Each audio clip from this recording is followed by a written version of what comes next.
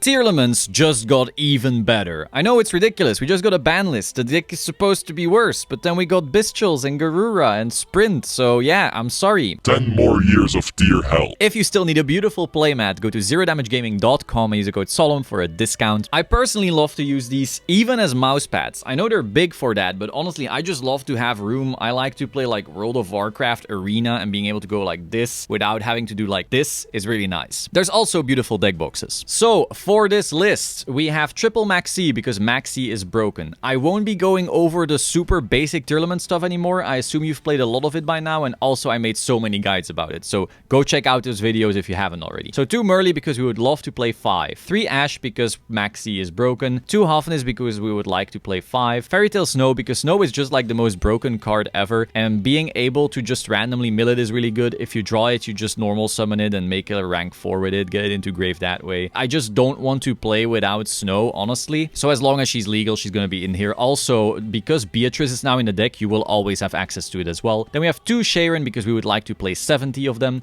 Then we have 3 Rhino Heart because it is basically our best play starter now, especially with like how few names and millers we really have anymore. Also, it's like a really good mill because it gets everything set up that way. Then we have the maximum amount of Ishizu cards because they're just insane. Like, we will max these out whenever we can, unless they're all at 3. Then we might consider playing a little less Yugioh. Then the Bystials. So this is Bystial tier. We are playing 7 of them. I basically decided to play the best ones, Magnemite and Druis Worm, at the maximum allowed copies. Then the other best one, like the third best or maybe second, depending on who you ask, we play Baldrake because this, together with any other Bystial or Hafnis on board, lets you, if your opponent special summons a Ritual, Fusion, Synchro, Xyz, and or Link monster, tribute a Light or Dark, and then target one of those special summon monsters, banish it. So in their turn, if you have a Hafnis or another Bystial together with this, anything they summon, you can just go, bye. Oh, you make a Kid Kalos? Ha, cute. Bye. So that's absolutely insane. Like, sometimes your opponent will go like, normal summon Rhino Heart, and you will chain Hafnis, special summon your Hafnis. Then they will mill one of their names, you will go chain Baldrake, and if they then are still able to play somehow, then you can stop that play. You can just banish their 1 Kid Kalos. Yeah, because that shit's at 1. So this is really solid. And then finally 2 Saranir. It's kind of a weak Bystial. It's not gonna do a whole lot in the deck, but it's still a Bystial, and Bystials are like crazy in the mirror. So 7 Bystials. This will also justify the bunch of rank 6s we are playing. So now we are playing Foolish Burial because it gets a lot of plays started. Foolish Burial Goods because it's a searcher for anything. 2 Triple Tactics Talents. This card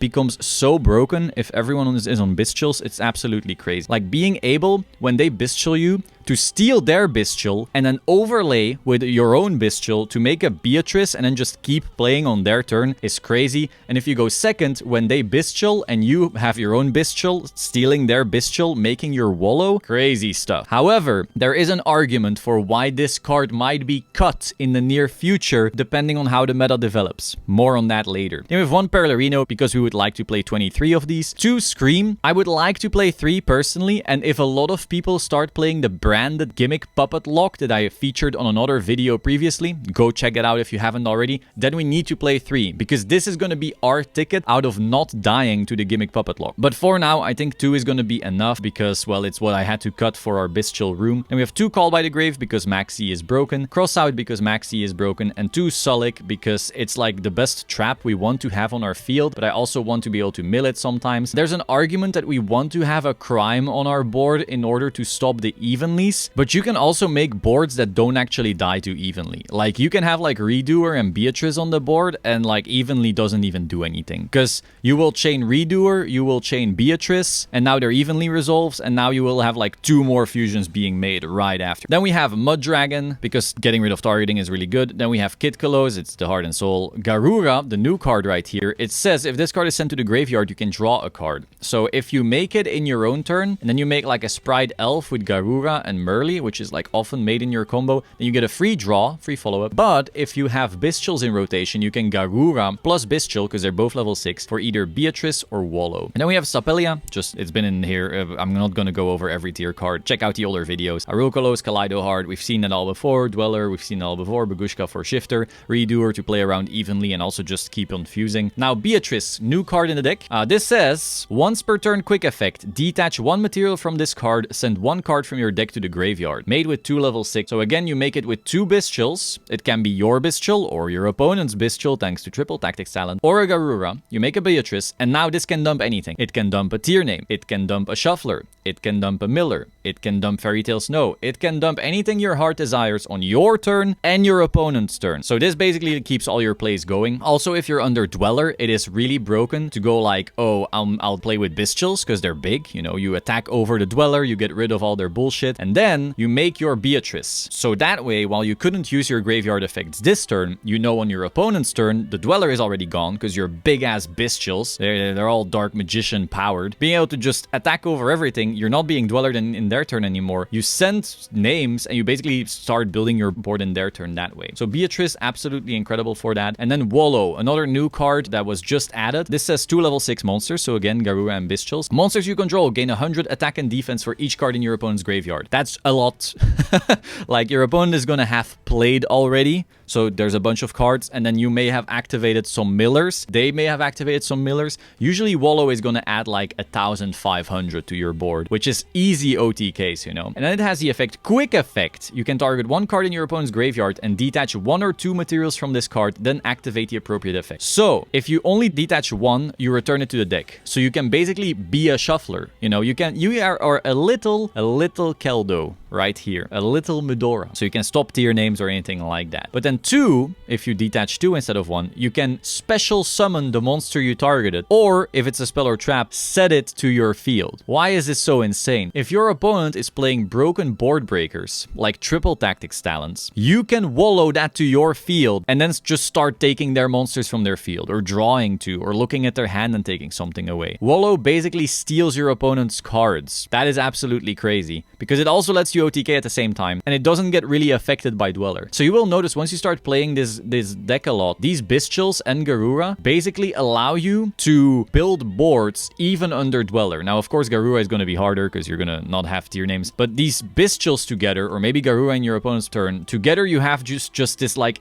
insane engine of big beaters, breaking boards, wallowing for game. It's absolutely crazy. And this is also why I believe we might be forced to cut our triple tactics talents. Because if everyone starts doing this, but I think it'll take a while, but if everyone starts playing like a bunch of Bystials and their Wallows, then them being able to steal our triple tactics talents is too strong. We don't want to let them do that. So for that reason, again, if everyone catches on, everyone starts playing the Bystials and the Wallows, then we have to cut our triple tactics talent. It's sad, but we don't want them stealing it. Then we have Zeus, because, well, it's Zeus, Dark, Sprite Elf, and finally, the new addition to the deck, Sprite Sprint. This says, cannot be used as link material to turn it as link summoned, just like Elf. Then, if this card is link summoned, send 1 level 2 monster from your deck to the graveyard. Interesting. It's almost as if there's like a Tearlament monster that's level 2. So basically what you're going to do very often is you are going to make like a Dark, and then you're going to steal your opponent's Merly, or steal your opponent's anything, basically, because Dark plus anything is able to make Sprint, because Sprint can be made with a level, rank, or link too. So literally, you always make just Dark, steal something, boom, Sprint. Easy peasy fusion, always free. This is also why you're going to want to, basically, if you have the choice to activate a Tearlament name, make sure it's not Merly. That way you can always still go, oh fuck, I need an on-demand fusion, here's Sprint, activating Merly. Because don't forget, Merly is once per turn. So Rhino Heart is almost always going to send your Halfness so that you can actually access Merly with Sprint later on. So this is how the deck changed. Absolute insanity. I'm very sad I had to cut the Zodiac package, but I just feel like now that we have Sprint and Wallow and Beatrice, I don't know, maybe this is good enough to consider cutting it. If you're missing the Zodiac package, of course you can try and cut like the crazy Bystial payoff. We'll see how things evolve, but overall this deck feels once again tier 0.